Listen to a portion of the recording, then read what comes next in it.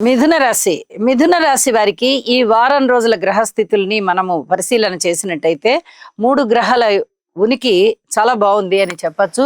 రాశిలో ఉన్న గురువుగారు, తృతీయంలో ఉన్న కేతువు, అష్టమ స్థానంలో ఉన్నటువంటి శుక్రాచార్యుల వారు.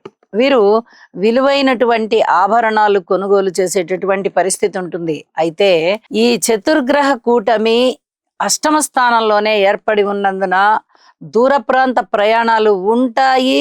అవి కొంచెం అశాంతికి దారితీస్తాయి, వ్యయ ప్రయాసలను ఇస్తాయి, ధనము ఎక్కువ ఖర్చు అవుతుంది, విలువైన వస్తువుల్ని జార విడుచుకునే ప్రమాదం ఉంటుంది.